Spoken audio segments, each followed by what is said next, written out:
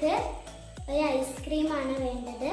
പിന്നെ കടലമിഠായിയും കോൺഫ്ലക്സും പൊടിച്ച് വെച്ചത്, 1 ടീസ്പൂൺ പാലും 1 മുട്ടയും മിക്സ് ചെയ്ത് വെച്ചത്.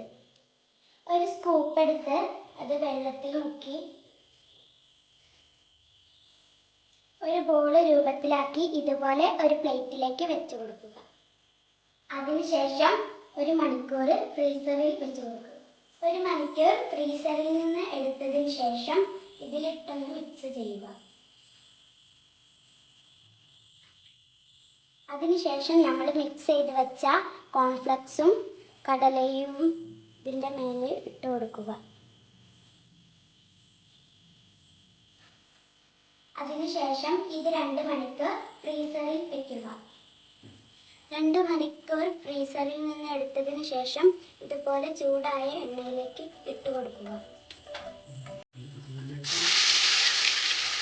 10 സെക്കൻഡ് കൂടാതെ എടുക്കണം.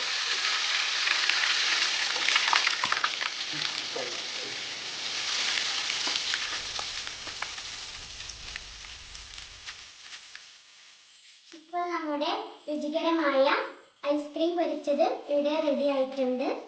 എല്ലാവരും വീട്ടിൽ ട്രൈ ചെയ്ത് നോക്കുക.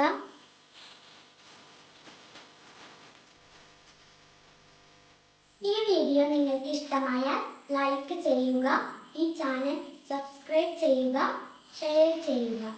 ഇനി അടുത്തൊരു വീഡിയോയുമായി വീണ്ടും വരും. ബൈ.